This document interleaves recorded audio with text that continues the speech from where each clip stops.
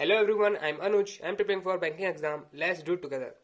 तो आज मैं अभी एसबीआई पीयू का एग्जाम देके आया हूँ। 18 दिसंबर को जो मेरा एग्जाम हुआ है सेकंड शिफ्ट का। 10 बजे, 10:30 बजे एंट्री थी हमारी। 11:30 बजे से एग्जाम स्टार्ट हो गया था। 12:30 बजे तक हमारा एग्जाम खत्म हो गया था, फिनिश हो गया था। ठीक है, तो उसका मैं अभी आपको रिव्यू देने वाला हूँ।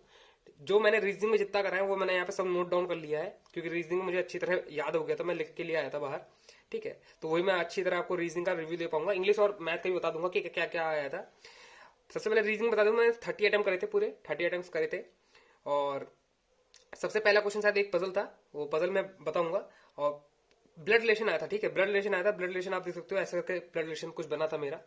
ठीक, अपने अपने आप कमेंट बॉक्स में आंसर मैच कर सकते हो। ठीक है, और शायद यहीं तक बन रहा था, एन तक ये सारे बन रहे थे। एन शायद उन लोगों ने ऐड करवाया था, क्वेश्चन किसी क्वेश्चन में ऐड करवाया था, एन ऐड करवाया था। और शायद सी भी किसी क्वेश्चन में ऐड करवाया था, या फिर है ना। और जे और ए का रिलेशन पूछ रखा था। जे और ए कजन कजन आ रहे थे, है ना, कजन आ रहे थे। अगर आपने दिया है आज का शिफ्ट तो आप कमेंट बॉक्स में अपने रिव्यू और अटेम्प्ट्स ये सब बता देना मुझे, है ना। कि और क्वेश्चन की मतलब एक मैच करवा देना कि मैंने सही करें कि नहीं करें। ये भी कुछ क्वेश्चन हो सकता है ना। कजन इसका आंसर था, कजन। जिसका मुझे आंसर पता होगा वो मैं यहाँ पर नोट डाउन करवा दूंगा। ठीक है, फिर एक क्वेश्चन आया था ऑर्डर रैंकिंग का, हाइट से रिलेटेड था ऑर्डर रैंकिंग का। ये रहा उसका आंसर। ठीक है, BC AE DF ऐसा करके बन रहा था। और ये जो 172 165 दे रखा है, ये किसी क्वेश्चन में दे रखा था, है ना, कि अगर इफ बी की हाइट इतनी है, ई की हाइट इतनी है, तो आपको ए की हाइट बतानी थी। तो ए की हाइट 169 कुछ समथिंग आ रही थी, क्योंकि वही एक ऑप्शन था जो इन दोनों के बीच में फॉल कर रहा था। बाकी ऑप्शन फॉल नहीं करते। 164 कुछ आ रहा था। ठीक है, तो ये एक क्वेश्चन हो गया, ऑर्डर रैंकिंग का क्वेश्चन हो गया। ठीक है, फिर आया था यहाँ पे 5% की एक पजल आई थी। ठीक, 5% की पजल आई थी। मैं आपको वापस बता रहा हूँ, 5% की पजल मतलब ज्यादा बड़ी पजल भी नहीं आई थी, है ना। उसमें डेटा बड़ा लिखा रखा था, लेकिन सिर्फ 4 लाइन की पजल थी ये। नंबर ऑफ बुक्स दे रखी थी इसमें, DACBE, ये मैं स्टैक में रखी हुई थी और बुक्स के नंबर डिफाइन थे। तो आप देख सकते हो ये बुक के नंबर है। ठीक है, ई वाली बुक का नंबर नहीं दे रखा था, ये 34 नहीं दे रखा था। उसमें स्टेटमेंट बोल रखा था जितनी बुक सी के पास है उससे दुगनी बुक ई के पास है, ऐसी स्टेटमेंट दे रखी थी उसने। इसलिए यहाँ पे 34 आ रहा है और यहाँ पे 17 आ रहा है। ठीक है, तो ऐसा करके कुछ पजल का स्ट्रक्चर था। मैंने यहाँ पूरा नोट डाउन कर लिया है। आप लोग डिस्कस कर सकते हैं कि ये सही है कि नहीं है, बता सकते हैं मुझे भी। फिर आई थी एक एज बेस्ड पजल आई थी। ठीक है, इसको मैंने सबसे सारी जितनी पजल है मैंने सबसे लास्ट में करी है। स्लॉग जितने हैं, ब्लड रिलेशन मैंने सब पहले निपटा दिए थे। इनक्वालिटीज भी आया था, इनक्वालिटी भी मैंने अच्छे से कर लिया था। ये सारी पजल जो है मैंने सबसे लास्ट में करी है। ठीक, फिर आई थी एज बेस वाली पजल आई थी। एज बेस पजल जो आई थी उसका जो आंसर है वो यहाँ पे है। यहाँ पे मुझे अब एज बिल्कुल मतलब सन मुझे नहीं पता, लेकिन आप 2022 से निकाल सकते हैं। यहाँ पे मैंने सारी एज लिख दी है, ये एकदम करेक्ट एज है। 72, 49, 43, 34, 29, 20, 14, ये सब GEDCABE है ना, BF। तो ऐसे करके एज आ रही थी। और एक क्वेश्चन इसका ऐसा था जिससे आप रिलेट कर सकते हो कि जो बी था, बी क्या जो एक बी का एक बेटा होता है वो 31 साल बी से छोटा होता है। तो उस बेटे की एज बतानी थी हमको। तो 18 हमारा एज आ रहा था, क्योंकि 49 इसका है। 49 में 39 घटाएंगे तो कितना बनेगा, 18 बनेगा ना। 18 एज आ रही थी सन की। तो ये एक क्वेश्चन था जिसका मैंने 18 मार्क करा है। आप लोग मतलब मैच कर सकते हो। ठीक, उसके बाद आई थी 7% बैठे हैं और in straight line, some are facing north, some are facing south. इसकी दो पॉसिबिलिटी बन रही थी, एक और पॉसिबिलिटी बन रही थी। इसी वाली पॉसिबिलिटी में हमारा राइट आंसर आ रहा था। ठीक है, तो आप ये समझ सकते हो, ये नॉर्थ है मेरे लिए और नीचे वाला साउथ है। ये रहा उसका आंसर, आप मैच कर सकते हो। ठीक है, फिर आई थी वीक वाली पजल, है ना, जो आपने देखा होगा काफी बार। मंडे से संडे तक 7 लोग बैठे होते हैं, 7 वीक्स में जा रहे होते हैं। तो ये 7 लोग थे, कहीं ट्रैवल कर रहे थे, उनके बारे में डेटा दे रखा था। ये मेरी पजल बस यही है जिसने मेरा टाइम लिया। और एक और पजल ने टाइम लिया था, अनसर्टेन वाली ने। ये कम से कम थर्ड पॉसिबिलिटी में मेरा बना है ये। अब वो भी मेरी मिस्टेक से बना है, क्योंकि इसमें पहली लाइन में लिखा था कि जो बी है ना, बी जो ट्रैवल करता है वो थर्सडे के, बस थर्सडे लिखा था। और मैंने बाकी पढ़ा नहीं, उसमें लिखा था आफ्टर थर्सडे, आफ्टर थर्सडे कभी भी। और मुझे लगा थर्सडे पे करा था, तो मैंने बी को यहाँ पर रखा। फिर एक छोड़ के कुछ मतलब उसके बी के जस्ट नीचे एन से था, कुछ नागा वागा था शायद, मुझे ध्यान बिल्कुल नहीं आ रहा है अभी यहाँ पे। एक बी के जस्ट नीचे एन से था, है ना। फिर 2 छोड़ के डी था, ऐसे करके था। फिर सी से 3 छोड़ के ऐसे करके था। मतलब जो पजल थी वो एक एक लाइन पे बनती, स्टेटमेंट में बनती जा रही थी। ऐसा कुछ नहीं था कि लाइन से पजल नहीं बन रही होंगी, है ना। स्टेटमेंट जो लिखी थी वो भी इंटरकनेक्टेड ही लिखी थी। तो ये वाली पजल कुछ मेरी थर्ड पॉसिबिलिटी में बनी थी, क्योंकि बी को थर्सडे पे नहीं बैठाना था, मैंने एक बार बी को थर्सडे पे बैठा दिया था, फिर पजल बना रहा था जो कि नहीं बन रही थी, है ना। ये एक एफ से नाम था किसी शहर का, वो डी में नहीं आ रहा था। ये चीज मतलब नोट डाउन करने वाली चीज थी, जिससे हमारी पॉसिबिलिटी खट जाती है। तो एक ये पजल है, आप इसको मैच कर सकते हो। जो भाई सिटीज के नाम है वो यहाँ पे देख सकते हो, लेकिन मैंने सही नाम नहीं लिखे हैं, बस एक सिडनी है जो बी का सिटी है, वो मैंने शायद सही लिखा है। और बाकी सबके मुझे नाम ध्यान नहीं आ रहे, लेकिन इनिशियल्स सबके शुरुआत में ऐसे ही थे। किसका एच से था, किसका जे से था, ये टोरंटो था सब लास्ट वाला शायद, है ना। तो ये कुछ पजल बनी थी हमारी वीक वाली, जो वीकली वाली पजल होती है वो ये ऐसी बनी थी। फिर आते हैं सबसे मतलब कंफ्यूजिंग पजल पे, अनसर्टेन वाली पजल जो है मेरी बनी थी। अब इसमें देखो यार, काफी काफी लोगों ने मुझे बोला है कि 18 लोग 18% आ रहे हैं, ठीक। मेरा आ रहा था मोर देन 19। अब ये इस पजल में मैंने सिर्फ 2 ही क्वेश्चन अटेम्प्ट करे हैं, क्योंकि ये पजल सबसे लास्ट में बनी थी और मेरी बन नहीं पा रही थी, बार बार मैं गलतियां कर रहा था और ये काफी टाइम भी ले रहा था, इसलिए मैंने इसे बनाने का जरा ट्राई भी नहीं करा था। मैंने और क्वेश्चन कर लिए थे इसके, मतलब जो लास्ट में थे ना, जिसमें वर्ड काउंट करना था, उसको मैंने कर लिया था। अब मुझे याद नहीं आ रहा कितना करा था, ठीक है। 2 पॉजिटिव मिल रही थी पजल, मैंने दोनों पॉजिटिव को साथ में लेकर चला था। जैसा कि उसने बोल रखा था कि के के फोर्थ राइट में सी बैठा है, के फोर्थ राइट में सी बैठा दिया, दोनों पॉजिटिव में बैठा दिया मैंने, के फोर्थ राइट में सी। फिर के और पी के बीच में, के और पी के बीच में 6 लोग बैठे हैं, तो के और पी के बीच में 6 लोग इधर बैठा दिए, के और पी के बीच में 6 लोग इधर बैठा दिए, दोनों पॉसिबिलिटी में साथ में लेके चल रहा था, 1 2 3 4 5 6, है ना, ठीक है। फिर इसने बोल रखा था पी के फोर्थ राइट में एच बैठा है, तो पी के फोर्थ राइट में एच इधर बैठा दिया है। फिर ऐसे करके पॉसिबिलिटी और बन रही थी, है ना। और फिर एफ से कुछ, एफ और आर से रिलेटेड था कि एफ और आर के बीच में जितने लोग बैठे हैं उससे 3 ज्यादा एफ के लेफ्ट में बैठे हैं, कुछ ऐसे करके था। तो ऐसे करके मेरा मोर देन 90 आ रहा था। एक क्वेश्चन था जिसका मेरा आंसर आ रहा था एल विद रिस्पेक्ट टू के बताना था आपको, है ना। एल विद रिस्पेक्ट टू के बताना था, तो एल जो है वो के second to the right, second to the left में है, ठीक है, क्योंकि वो आर के सेकंड राइट में है कि ऐसे करके कुछ पॉसिबिलिटी दे रखी थी, मतलब स्टेटमेंट दे रखी थी। तो वहां से मेरे ये 2 आंसर मैंने मार्क करे थे, मोर देन 19 और ये वाला। बाकी 2 क्वेश्चन और थे इसके जिसमें ट्रू वाले क्वेश्चन थे, वो मैं अटेम्प्ट कर ही नहीं पाया था, मेरा टाइम बीत गया था, 20 सेकंड बचे थे, उतने में ही मैं मार्क कर पाया था सिर्फ इस क्वेश्चन को, ठीक है। तो ये मेरा रीजनिंग का पूरा पेपर था, मैंने पूरा मतलब, हालांकि ये पूरा ही पेपर है शायद, है ना, पूरा मैंने नोट डाउन कर लाया हूँ, कुछ क्वेश्चन छूट गए हूँ तो उसके बारे में मैं बता नहीं पाऊंगा। सिलॉक्स आया था, है ना, सिलॉक्स आया था और इनक्वालिटी आई थी, वो मैंने यहाँ पे नोट डाउन नहीं करा, लेकिन वो तो देखो आता रहता है ना। ये शायद 4 मार्क्स का आया था, है ना, काफी अच्छे मार्क्स का आया था, 4 मार्क्स का आया था और बहुत इजी था। किसी में बोथ फॉलो हो रहा था, किसी में फर्स्ट फॉलो हो रहा था, एक में फर्स्ट फॉलो भी हो रहा था, एक में बोथ फॉलो हो रहा था, एक में नीदर नॉर फॉलो हो रहा था। मैंने नोट डाउन करके लाने वाला था, लेकिन वो पेपर ले जाते हैं ना, लास्ट में पेपर ले जाते हैं। इनक्वालिटी भी आया था, ठीक है, उन सबको कर लेते हैं। तो ये मेरा कुछ रीजनिंग का पेपर था, ये मेरा पूरा रीजनिंग का रिव्यू था, आप देख सकते हो, अपनी पजल्स मैच कर सकते हो। बस इसी वाली पजल में मुझे डाउट है, अपने आप कमेंट बॉक्स में कमेंट कर देना कितने परसेंट आ रहे थे। असल में उसमें दे रखा था ना 17 18 16 19 एंड मोर देन 19 ऐसे दे रखा था, तो इसलिए मैंने मोर देन 90 पे लगा दिया था, क्योंकि मेरे जो पॉसिबिलिटी बन रही थी फर्स्ट पॉसिबिलिटी में वो ऐसे करके था, ठीक है। सेकंड पॉसिबिलिटी बन ही नहीं रही थी, ठीक है, तो मैंने उसे ट्राई भी नहीं करा। 2 ही क्वेश्चन मैंने मार्क करे, बाकी मैं मार्क नहीं कर पाया था। बाकी आप लोग बता देना आपके आंसर क्या क्या आ रहे हैं, इनमें से कोई आंसर आपका मैच हो रहा है कि नहीं हो रहा है, ये बता देना आप, ठीक है। बाकी चलते हैं यहाँ पे। तो इंग्लिश में मैंने ज्यादा अटेम्प्ट करा नहीं, ठीक है, 20 ही अटेम्प्ट करा और मेरे हिसाब से इंग्लिश काफी इजी आई थी, जो मैं जितना मैं समझ सकता हूँ। एसबीआई क्लर्क का मैंने रीजनिंग इंग्लिश दिया था, उसका मुझे काफी इससे हाई लेवल लगा था, इसका थोड़ा सा लो लेवल था। फिलप्स आए थे, काफी इजी फिलप्स थे, है ना, क्योंकि डबल वाले फिलप्स थे, इसमें आप बहुत आसानी से लगा सकते हो कॉन्टेक्स्ट देख के। 1 2 फिलप्स जो शुरुआत के थे वो मैच हो रहे थे, लेकिन लास्ट वाला मैच नहीं हो रहा था, इसको बहुत आसानी से लगा सकते हो। वर्ल्ड रिप्लेसमेंट बहुत ही इजी था।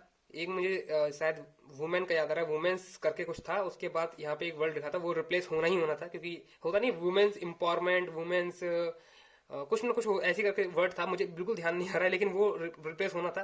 मतलब मैं आपको बता रहा हूँ कि बहुत ही ईजी आए थे, है ना। मैं ये बता रहा हूँ कि उनका लेवल जो था वो काफी ईजी था वर्ल्ड रिप्लेसमेंट का। पैराजंबल आया था भाई, 6 शायद उसमें थे, 6 स्लाइड ही थी और बड़ा सा क्वेश्चन था, मैंने इसको तो स्किप कर दिया, क्योंकि मेरे पास लास्ट में दो चॉइस थी, या तो मैं पैराजंबल करूं या मैं आरसी करूं, तो मैंने आरसी को चूज करा था, है ना।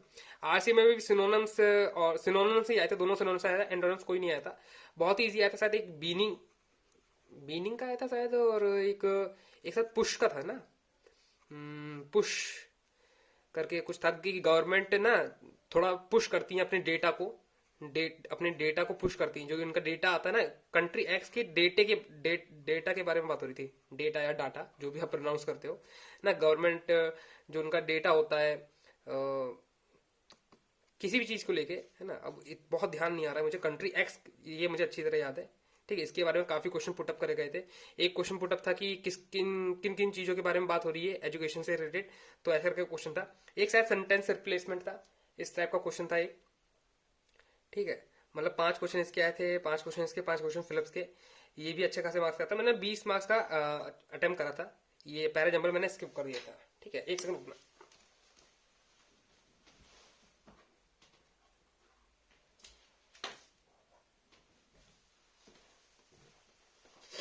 ठीक है, तो ज्यादा मैंने अटेम्प्ट नहीं करा, लेकिन मैंने काफी बच्चों को सुना, उन लोगों ने 27 से 30 तक अटेम्प्ट करा है, ठीक है। मतलब काफी इजी मैं इंग्लिश कह सकता हूँ अभी तक के जितने मैंने पेपर दिए इस साल के, तो ठीक है। ये और वो आईपीएस क्लर्क, इन दोनों की इंग्लिश का लेवल काफी मतलब सही लगा मुझे, जो मैं मेरे लिए डुएबल होता है ना।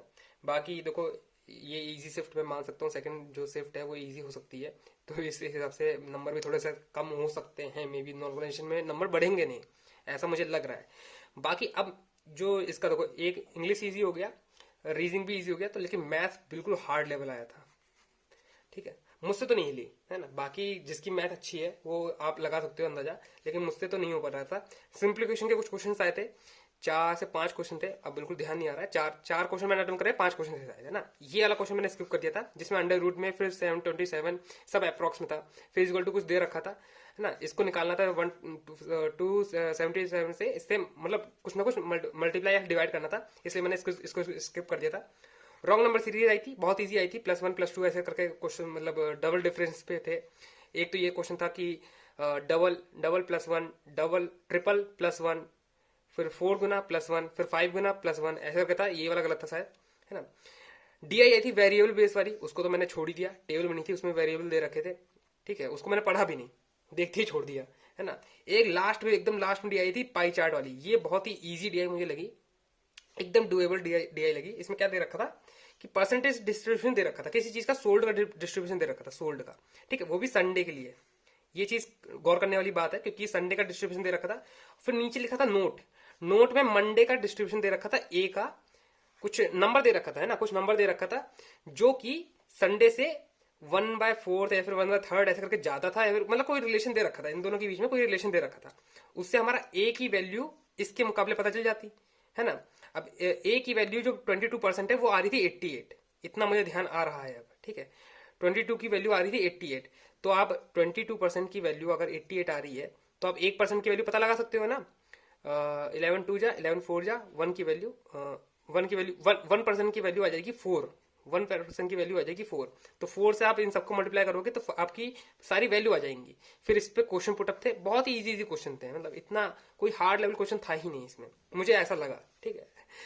तो ए की वैल्यू 88 थी, बी शायद 20% था तो 48, और भी कुछ था शायद 15% था, 15% था तो 60 हो जाएगा। फिर यहाँ पे शायद 25% था, अब एकदम बिल्कुल ध्यान नहीं आ रहा कि कितने कितने परसेंट था, लेकिन ऐसी कुछ था, है ना। हाँ, इधर एक 16% भी था यहाँ, क्योंकि मेरा 64 आ रहा था, ठीक है। कुछ ऐसी करके वैल्यू आ रही थी, ये 100 ले लेते हैं। कुछ ऊपर नीचे हो सकता है ना, मतलब पूरा पूरा मिला के 100% था। मैं बस ये बता रहा हूँ कि आपको कॉन्सेप्ट क्या था, अब एकदम एग्जैक्ट वैल्यू तो मुझे याद नहीं आएंगी। बाकी अर्थमेटिक अर्थमेटिक था, ठीक है। अब अर्थमेटिक को आप कह सकते हो कि काफी अच्छे लेवल का आया था, क्योंकि एक भी मतलब एक भी क्वेश्चन डायरेक्ट नहीं था। एक बोट एंड स्ट्रिक का क्वेश्चन था, जिसमें 72 किलोमीटर अप स्ट्रीम में जा रहा था 2x में, और फिर 54 था किलोमीटर जा रहा था डाउन स्ट्रीम में, वो 1x में जा रहा था। फिर आपको किसी इतने किलोमीटर कितने घंटे में जाएगा वो निकालना था, ठीक है। नहीं, वो दे रखा था 3 किलोमीटर पर आवर, आपको स्ट्रीम की स्पीड दे रखी थी। तो इससे आप स्ट्रीम की स्पीड से इन दोनों की चीज निकाल सकते हो, अप स्ट्रीम और डाउन स्ट्रीम निकाल सकते हो। फिर कुछ डेटा दे रखा था, उससे आपको कुछ निकालना था, डिस्टेंस निकालना था या फिर किलोमीटर निकालना था, टाइम निकालना था, एकदम मुझे ध्यान नहीं आ रहा है। लेकिन अर्थमेटिक कुछ ऐसे क्वेश्चन थे, पार्टनरशिप का क्वेश्चन था इसमें, प्रॉफिट एंड लॉस का वाला क्वेश्चन था, तो कुछ ऐसे तो मैंने 18 ही क्वेश्चन कर पाया था, क्योंकि लास्ट में मेरे सिर्फ 14 क्वेश्चन हो पा रहे थे और 4 मिनट बचे थे। मैंने 4 मिनट के अंदर 4 क्वेश्चन और कर दिए थे, अर्थमेटिक की करे थे और लास्ट में करे थे, इसलिए मुझे बिल्कुल ध्यान नहीं आ रहा है। तो ये कुछ आज का पेपर था मेरे यहाँ पे। अब मैं कह सकता हूँ कि ठीक ठीक गया पेपर मेरा, इतना मैं अभी हाइप पे नहीं हूँ, क्योंकि कट ऑफ भी आप जानते हो इसकी 60 के अराउंड ही जाती है। 60 से लास्ट में 61.25 गई थी ओबीसी की कट ऑफ, और जनरल की कट ऑफ 62 गई थी पूरी पूरी। ठीक है, मैंने अटेम्प्ट करे हैं था 30 और 20 50, 50 और 18 68 अटेम्प्ट टोटल करे हैं मैंने। अब देखते हैं कितने मार्क्स आते हैं, है ना। अब आज से ही अब क्या होगा, ये मैंने एसबीआई पीओ दो दे दिया है। अब यहाँ पे आपका प्री के जो क्वेश्चन, प्री का जो होता है पेपर होता है, वो खत्म हो चुका है। ठीक है, अब आप माइंड सेट कर लो मेंस के लिए। अब जिसका निकलेगा या फिर जिसका नहीं निकलेगा ये बाद की बात होती है, लेकिन हमको मेंस की तैयारी करनी ही पड़ेगी। ठीक है, इवेंचुअली करनी पड़ेगी, आज नहीं तो कल करोगे। ठीक है, तो आज से ही मेंस की तैयारी में लग जाओ। ठीक है, मॉक टेस्ट सॉल्व करते रहो। ठीक है, और मेंस के हाई लेवल मॉक टेस्ट लगाया करो, क्योंकि एसबीआई पीओ कोई मतलब जोक नहीं है, बहुत ही हाई लेवल को इसके मॉक टेस्ट आते हैं। ठीक है, इनकी डीआई बहुत ही ज्यादा अच्छे लेवल की डीआई आती है। ठीक, तो मैं मेंस के मॉक लगाना स्टार्ट कर दूंगा और मैं साथ चैनल पर वीडियो भी डालूँ।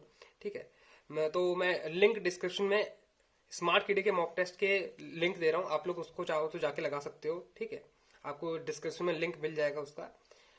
ठीक, तो आप हाई लेवल मॉक टेस्ट आप लगाते रहो। ठीक, अब अभी आपने आईपीएस पीओ में देखा था ना क्या हाल हुआ था, है ना। आईपीएस पीओ में देखा था ना, मैथ हिली नहीं थी। तो इसलिए कह रहा हूँ हाई लेवल मॉक टेस्ट लगाते रहो। और ये रहा मेरा आज का रिव्यू। अगर आपको लगता है कि किसी क्वेश्चन में मैंने गलती करी है तो आप कमेंट बॉक्स में कमेंट कर देना। ठीक, मैं देख लूंगा। रीजनिंग में बता रहा हूँ, बाकी सब में तो मैंने इतना एक्सप्लेन कर भी नहीं पाया हूँ, लेकिन रीजनिंग में मैं अच्छे खासे अटेम्प्ट करके आया हूँ। ठीक है, कॉन्फिडेंस है, देखते हैं मेंस होता है कि नहीं होता है, निकलता है कि नहीं निकलता है, क्योंकि कट ऑफ का कोई भरोसा नहीं रहता है ना। तो आज के लिए इतना ही, मिलते हैं आपको नेक्स्ट वीडियो में। Till then bye bye, and that's all for today. I will meet you guys in next video. Till then work hard and stay motivated. Thank you guys for watching and do mock test, है ना। अब mains के mock test लगाना start कर दो।